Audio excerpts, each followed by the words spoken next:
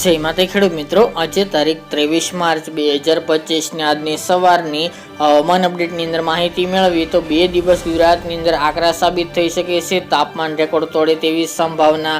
23 અને 24 તારીખ દરમિયાન રેડ એલર્ટ જાહેર. કયા ભાગોની અંદર તાપમાન 42+ નોંધાઈ શકે છે. ભયંકર ગરમીનો સામનો ગુજરાતના અનેક ખેડૂત ભાઈઓને કરવો પડશે. વિગતવાર અપડેટ મેળવીશું. કયા ભાગોની અંદર તાપમાન 40 ડિગ્રીને પાર જોવા મળશે, ક્યાં રેકોર્ડ તોડશે તેની સંપૂર્ણ અપડેટ મેળવીશું. ચેનલમાં નવા હોય તો ચેનલને સબસ્ક્રાઇબ કરી નાખજો અને વિડીયોને લાઈક આપીને શેર કરી દેજો. ગુજરાતની અંદર હીટવેવનો રાઉન્ડ ગઈકાલના રોજથી શરૂઆત થઈ ચૂકી છે. આ રાઉન્ડ આમ જોવા જઈએ તો માર્ચના એન્ડ સુધી ચાલે તેવી સંભાવના દેખાઈ રહી છે.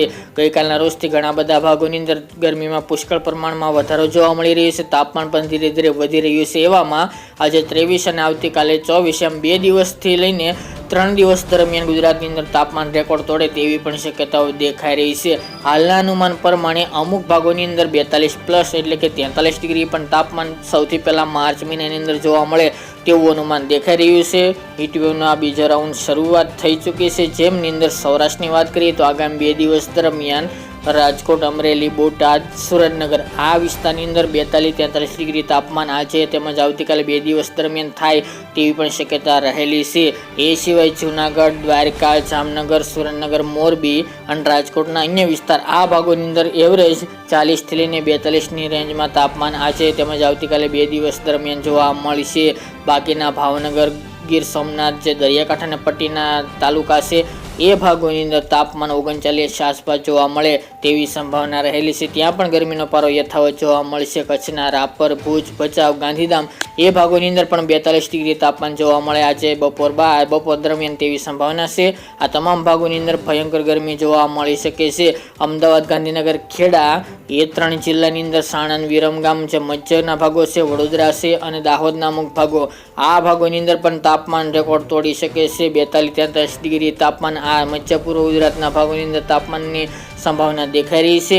ઉત્તરના વિસ્તારોની વાત કરીએ તો ઉત્તરના પાટણ છે, મહેસાણાના ભાગો છે આ 2 જિલ્લાની અંદર તાપમાન 42+ જોવા મળે તેવું અનુમાન દેખાઈ રહ્યું છે. બાકી રહ્યા દક્ષિણ ગુજરાતના ભાગો જેમાં સૌથી ઊંચું તાપમાન સુરત, વલસાડ, ભરૂચ જેવા ભાગોની અંદર જોવા મળી શકે છે. ત્યાં પણ 40-41 ડિગ્રી એવરેજ તાપમાન જોવા મળે તેવું અનુમાન દેખાઈ રહ્યું છે. તો મિત્રો 2 દિવસ દરમિયાન સાવધાન રહેજો. રેડ એલર્ટ તેમજ અમુક વિસ્તારની અંદર ઓરેન્જ એલર્ટ પણ જાહેર કરવામાં આવ્યા છે હવામાન વિભાગે.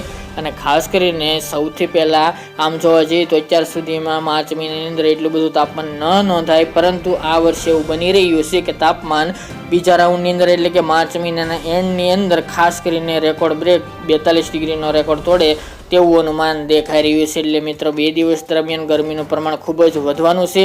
હાલ પવનની ગતિ મંદ જોવા મળી શકે છે. બપોર દરમિયાન એટલે કે ખાસ કરીને બપોર દરમિયાન રેડ એલર્ટ જાહેર હવામાન વિભાગે કર્યો છે, જેના અનુસાર તાપમાન રેકોર્ડ બ્રેક સપાટી તેની વટાવી શકે છે. 2 દિવસ બાદ ફરી તાપમાનમાં થોડો ઘટાડો જોવા મળશે. ત્યારબાદ ફરી 30 તારીખ આસપાસ ફરી તાપમાન વધે તેવું અનુમાન દેખાઈ રહ્યું છે. વધુ અપડેટ આગામી દિવસમાં આપતા રહીશું.